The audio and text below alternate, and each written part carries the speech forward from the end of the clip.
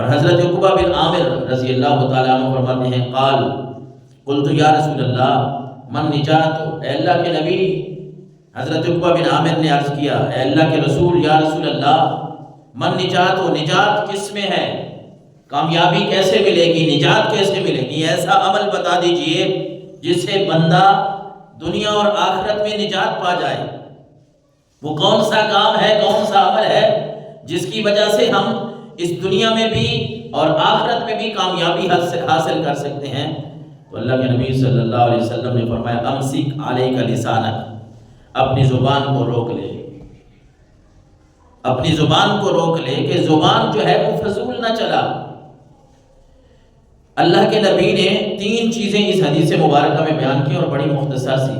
وہ 3 چیزوں میں سارا کچھ آ جاتا ہے۔ یہ فرمایا اے عقبہ بن عامر امسک علیک لسانک، ایک تو اپنی زبان کو روک لے۔ زبان کے روکنے کا مطلب یہ ہے کہ فضول کاموں سے باز آ جا، بندہ وہ بات کرے، زبان اس وقت چلائے جب کسی کام میں بہتری ہو، کوئی افضل کام ہو۔ وہ کہتے ہیں نا کہ مزہ تو تب ہے کہ جو زبان جب ہلے تو اس زبان پہ یا تو اللہ کا نام آئے یا اللہ کے رسول کا نام آئے، کوئی بھی اچھی بات کہہ لے۔ اور پھر آپ صلی اللہ علیہ وسلم نے دوسری بات فرمائی وَلْيَسَعْكَ بَيْتُكَ، اپنے آپ کو اپنے گھر میں مقید کر لے، فضول باہر نہ نکلو، بغیر کام کاج کے، بغیر کسی ضرورت کے گلی کوچوں میں نہ بیٹھو، بیٹھکوں میں نہ بیٹھو، فلاں جگہ پہ نہیں، بلکہ اللہ کے نبی سے صحابی کا سوال کیا تھا من نجات ہو۔ مختلف احادیث مبارکہ میں اللہ کے نبی نے اپنے صحابہ کرام کی، اپنی امت کی تربیت کی ہے۔ اس حدیث رسول میں اللہ کے نبی فرما رہے ہیں کہ اپنی زبان کی حفاظت کرو۔ نمبر 1، اپنی زبان کو اللہ اور اس کے رسول کے ذکر کے لیے وقف کر دو، باقی جو فضول کام ہیں ان سے اپنی زبان کو روک لو۔ اور دوسری بات یہاں اللہ کے نبی نے فرمائی کہ اپنے آپ کو اپنے گھر میں مقید کر لو، بغیر ضرورت کے اپنے گھروں سے باہر نہ نکلو۔ اور تیسری بات فرمائی وَابْكِ عَلَىٰ خَطِيئَتِكَ، کہ اے عقبہ اپنے گناہوں پہ رویا کرو، اپنے گناہوں پہ رویا کرو۔ گناہ جب ہو جائے نا، بندہ ہے، خطاکار ہے، گناہ گار ہے، گناہ ہو جاتے ہیں، لیکن اللہ کے نبی نے فرمایا اپنے گناہوں پہ رویا کرو۔ گناہ جب یاد آ جائے کہ یہ میں نے گناہ کیا، اللہ کے سامنے گڑ گڑاؤ، رب کے سامنے روو، اپنے گناہوں کی عرضی پیش کرو، استغفار کرو، یا اللہ یہ گناہ ہو گیا ہمیں معاف فرما دے۔ جس میں یہ 3 باتیں پائی جاتی ہیں نا، جو اپنی زبان پہ کنٹرول رکھتا ہے، اپنے آپ کو فضول باہر نہیں نکالتا، اپنے گھر میں رہتا ہے اور اپنے گناہوں پہ اللہ کے سامنے روتا رہتا ہے، اللہ کے نبی نے فرمایا رب اس کو دنیا میں بھی نجات عطا فرمائے گا اور آخرت میں بھی نجات۔ یہ حدیث رسول کا خلاصہ ہے۔ اور حضرت عبداللہ بن بصر رضی اللہ تعالیٰ عنہ فرماتے ہیں ایک آدمی اللہ کے نبی میں کی بارگاہ میں آیا، ان رجلا قال یا رسول اللہ صلی اللہ علیہ وسلم ان شرائع الاسلام قد کثرت علیہ، حضور یہ بتائیں، ایک آدمی آگے بڑا عجیب سوال کرتا ہے اور وہ ہمارے سارے مسئلے ہی حل ہو جاتے ہیں۔ ہمارے ذہنوں میں بھی ایسے سوالات آ سکتے ہیں، تو صحابی نے پہلے ہی یہ آقا کریم علیہ السلام کی بارگاہ میں یہ سوال کر کے وہ مسئلہ ہی حل کر دیا۔ صحابی آگے کہتے ہیں حضور یہ بتائیں ان شرائع الاسلام قد کثرت علیہ، مجھے پتہ ہے اسلام کی بہت ساری چیزیں میرے اوپر ضروری ہیں، اسلام کی بہت ساری باتیں ہیں، نماز، روزہ، حج، زکوٰۃ، اخلاقیات، والدین کے ساتھ حسن سلوک ہے، پڑوسی ہیں، مطلب کہ جہاں آپ چلے جائیں اسلام کے احکامات قرآن میں بھی آپ کو ملتے ہیں، حدیث میں بھی ملتے ہیں۔ تو صحابی کا مقصد یہ تھا، خلاصہ گفتگو یہ ہے کہ اللہ کے نبی بہت سارے احکامات ہیں اسلام کے میرے لیے، لیکن فَأَخْبِرْنِي بِشَيْءٍ أَتَشَبَّثُ بِهِ، اے اللہ کے نبی کوئی ایک بات مجھے ایسی بتا دیں جس کو میں مضبوطی سے تھام لوں، کوئی ایک بات مجھے بتا دیں، میں ساری باتوں پہ عمل کر رہا ہوں، نماز روزہ جو فرائض ہیں واجبات ہیں وہ کر رہا ہوں، اپنے اخلاق کو درست کر رہا ہوں، اپنے معاملات کو درست کر رہا ہوں، لیکن اسلام کی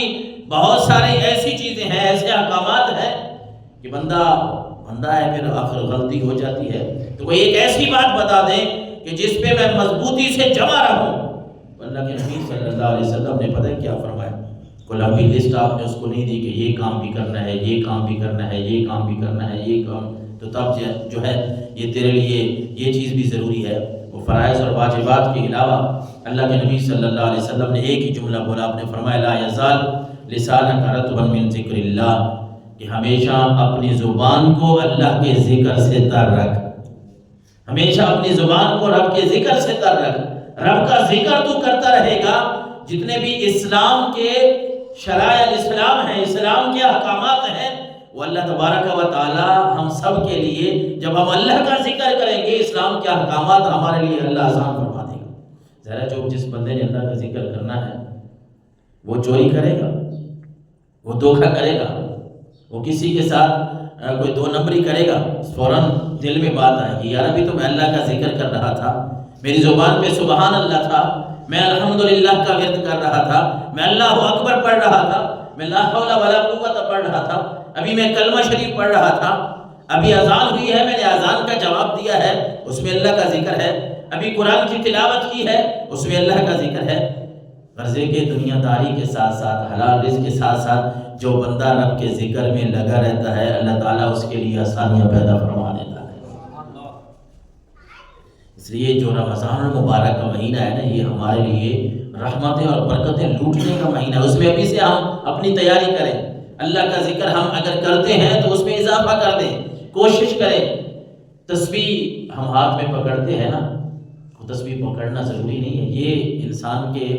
دل و دماغ کا ایک ذریعہ ہے۔ اس سائڈ پہ کہ بندے کے ہاتھ میں جو تسبیح ہوتی ہے نا، بندہ وہ دانے کو گننے کے لیے نہیں ہوتے، چاہے آپ جو بھی مرثیہ رکھ لیں، 100 منقوں والی ہو یا آپ کے پاس 33 منقوں والی، یہ کوئی حرج نہیں ہے، وہ تو صرف یاد دہانی ہے کہ اگر ہاتھ میں ہوگی تو بندہ لگا رہے گا ذکر پہ، اللہ کا ذکر کرے گا، درود پاک پڑھے گا۔ یہ وہ دوسری ہے آج کل ڈیجیٹل تصویر، اس کا بھی یہی مقصد ہے کہ انگلی میں اگر آپ نے پہن لیا، جہاں بھی بیٹھے ہیں، ساتھ ساتھ حلال رزق بھی کما رہے ہیں اور ساتھ ساتھ اللہ کا ذکر بھی کر رہے ہیں، تو یہ سونے پہ سہاگا ہے۔ رب اپنا رزق بھی عطا فرمائے گا، اور رب کے ذکر سے جو زبان ہم تر کر کے رکھ رہے ہیں، اس پہ اللہ تعالیٰ ہمارے رزق میں مزید برکت نصیب فرمائے گا۔ وہ قرآن مجید فرقان حمید کی آیت مقدس ہے، جہاد والوں کے لیے، یا الذین آمنوا اذا لقیتم فئۃ فاثبتوا واذکروا اللہ کثیرا لعلکم تفلحون، سورہ انفال کی آیت نمبر 45 ہے۔ بندہ جہاد پہ اگر کوئی مجاہد جہاد کے لیے جائے نا، ذہن میں یہ سوال آتا ہے کہ مجاہد کو، جہاد والے کو تو یہ چاہیے کہ وہ اپنے آپ کو سنبھال کے رکھے اور توجہ جو ہے وہ جہاد کی طرف دے، یہ بات بھی ضروری ہے، اس کے ہوش و حواس قائم ہونے چاہیے، وہ اپنے دشمن کا مقابلہ کر رہا ہے، لیکن اللہ تبارک و تعالیٰ نے ایمان والوں کو حکم کیا دیا، اس کے ساتھ ساتھ کہ مجاہد کے پاس اسباب ہیں، اس کے پاس اپنے تلوار، نیزے، بھالے، سارا کچھ ہے۔ اللہ نے فرمایا ایمان والو اذا لقیتم فئۃ فاثبتوا واذکروا اللہ، جب بھی کسی دشمن سے تمہارا مقابلہ ہونا، ایک تو ثابت قدم رہو، اور دوسرا فرمایا میرا ذکر کرو، اذکروا اللہ، اللہ کا ذکر کرو، کثیرا لعلکم تفلحون۔ بہت سارے لوگ ایسے ہیں جو اللہ کا ذکر کرتے ہیں تو رب ان کو کامیابی عطا فرماتا ہے۔ اپنی مجاہدین کو یہ کہا گیا کہ اپنی طاقت پہ ناز نہیں کرنا، یہ نہیں کہنا کہ میں کوئی بڑی طاقت رکھتا ہوں، میرے پاس جو دوست احباب ہیں ان کی بڑی طاقت ہے، نہیں، اس پہ نہیں، رب کو یاد کرتے رہو۔ اللہ نے فرمایا ایمان والو دشمن کا سامنا ہو، کافروں کا جب سامنا ہو تو ثابت قدم رہو اور میرے ذکر کو زیادہ سے زیادہ کرو، میرا ذکر تم کرتے جاؤ گے، دشمنوں کے دلوں میں میں تمہارا خوف ڈالتے جاؤں